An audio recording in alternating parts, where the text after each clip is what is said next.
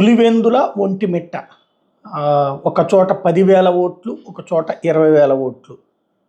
కాబట్టి 2 చోట్ల పెద్ద ప్రాబ్లం ఏం లేదు. మధ్యాహ్నం అంటే ముందు ఇదివరకు అయితే కనుక మనం ఇవన్నీ కూడా ఈవీఎంలు అయితే వితిన్ 1 అవర్లో అయిపోయేది.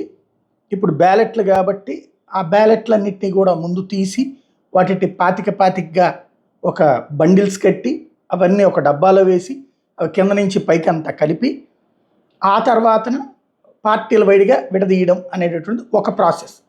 రెండవది వచ్చేటప్పటికి ముందే వేటిటికై విడివిడిగా అంటే ప్రతి ఓటు తీయడం, వేటిటికై విడివిడిగా ఏ పార్టీకి వచ్చింది అన్నటువంటిది చూపించిట్లాగా దాంట్లో అబ్జెక్షన్స్ రైట్ చేయొచ్చు. అంటే ఇంకు తేడా వచ్చినా లేకపోతే ఏదన్నా రాసున్నా ఇట్లాంటివన్నిటిని కూడా అనర్హత అంటారు.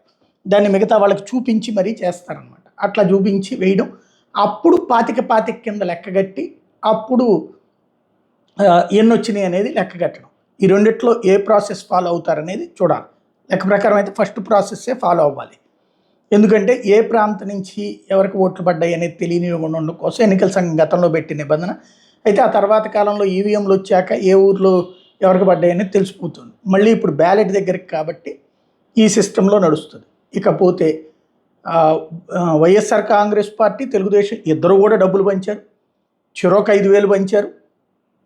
వైసీపీ 70% మందికి పంచింది, తెలుగుదేశం 90% మందికి పంచింది.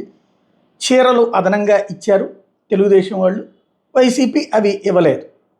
ఇది అక్కడి నుంచి అందుతున్నటువంటి రిపోర్ట్. నిన్న తులసిరెడ్డి గారు లాంటి వాళ్ళు చెప్పినటువంటి అంశం కూడా.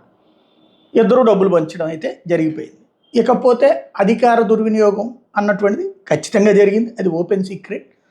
పోలీసులు వైసీపీ వాళ్ళని పోనీయకుండా చేయడం కావచ్చు, ఏజెంట్లనే పోలింగ్ బూతుల్లోకి పోనీయకుండా చేయడం కావచ్చు, బూత్ క్యాప్చరింగ్లు జరగలేదు కానీ బూత్ని నిర్బంధించడం జరిగింది. అయితే గతంలో వాళ్ళు అట్లాగే చేశారన్నటువంటి అసలు గతంలో వాళ్ళు నామినేషన్ అయిన ఇచ్చేవాళ్ళు కాదు కాబట్టి ఈ దఫా మొట్టమొదటిసారి మేము ఇది చేపిస్తున్నాం, ఇది డెమోక్రసీనే అన్నటువంటిది ఇటు తెలుగుదేశం వారు. అటు జగన్ రద్దు చేయమంటాం, అది ఎట్లాగూ చేయరు. ఇంకో పక్కన ఇవాళే హైకోర్టులో విచారణ ఉంటుంది, అది రీపోలింగ్ జరపాలన్నట్టుంది, అది పక్కకు పోతుంది. ఓవరాల్గా చూస్తే మధ్యాహ్నం సాయంత్రానికల్లా విషయం తెలిసిపోతుంది. తెలుగుదేశం అయితే 2 గెలవబోతున్నాం అన్నటువంటి ధీమాతో ఉంది. దానికి కారణం ఈ రిగ్గింగే అన్నటువంటిది ఇటు వైసీపీ చేస్తున్నటువంటి ఆరోపణ. ఇదే దాన్ని ఏమంటారు, టోటల్గా దందా చేసింది అన్నటువంటిది. ఓడితే జగన్కి ఈ 3 సంవత్సరాల 8 నెలల 10 నెలల పాటు కూడా ఇదివరకు వీళ్ళు ఎట్లయితే అన్నారో అదే ముక్క అంటారు. ఇక్కడ వాస్తవంగా వీళ్ళిద్దరి దగ్గర ఒక లాజికల్ పాయింట్ ఉంది. వివేకానంద రెడ్డికి స్థానిక సంస్థల ఎమ్మెల్సీ 100కి 90% స్థానిక సంస్థలు వైసీపీ చేతిలో ఉండగానే స్థానిక సంస్థల ఎమ్మెల్సీగా ఆ రోజున వివేకానంద రెడ్డికి జగన్ టికెట్ ఇస్తే బీటెక్ రవి ఓడించాడు.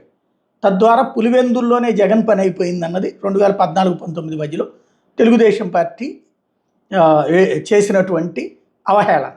యాక్చువల్గా ఏంటంటే కుప్పంలో వీళ్ళు, పులివెందుల్లో వీళ్ళు, అంటే కుప్పంలో కాంగ్రెస్ కావచ్చు, ఇప్పుడు వైసీపీ కావచ్చు, అలాగే పులివెందుల్లో తెలుగుదేశం, వీళ్ళు ఎప్పుడూ కూడా అనధికారికంగా వేరే వాళ్ళ జోలికి పోరు, పూర్తిగా వీళ్ళు ఎవరు చెప్తే అదే అనేటటువంటి టైప్లో నడిచేది. ఆ సంప్రదాయానికి ఆ రోజున తెలుగుదేశం బీటలు వేసింది. దాంతో ప్రతీకారం తెచ్చుకోవడానికి జగన్ అధికారంలోకి వచ్చే కుప్పంలో జెడ్పీటీసీలు, ఎంపీటీసీ స్థానిక సంస్థల ఎన్నికలన్నింటిలో కూడా వైసీపీ గెలిచేలాగా పెద్దిరెడ్డితో వ్యూహరచన చేశారు. తద్వారా సామధాన భేద దండోపాయాలతో అక్కడ గెలిచారు. అది తెలుగుదేశాన్ని రెచ్చగొట్టింది. అంటే వైసీపీని తెలుగుదేశం ఎమ్మెల్సీ ఎలక్షన్లో రెచ్చగొట్టింది. దానికి బదులు తీర్చుకున్నది వైసీపీ కుప్పంలో. ఇప్పుడు దానికి బదులు తీర్చుకున్నది మళ్ళీ ప్రతీకారం. ఇప్పుడు అంటే రాజకీయం ప్రతీకారం వైపుకి వెళ్తున్నటువంటి నేపథ్యంలో స్థానిక సంస్థల ఎన్నికల్లో గ్యారంటీ విజయం మాదేనన్నటువంటిది తెలుగుదేశం చెప్తోంది. స్థానిక సంస్థల ఎన్నికల్లో కుప్పంలో మేము గెలిచాం, మెయిన్ ఎలక్షన్స్లో చంద్రబాబు నాయుడు మళ్ళీ భారీ మెజార్టీతో గెలిచారు, అట్లాగే ఇక్కడ కూడా జరుగుతుంది దందా చేసి అన్నటువంటిది వైసీపీ ఆరోపిస్తుంది. ఇది నడుస్తోంది.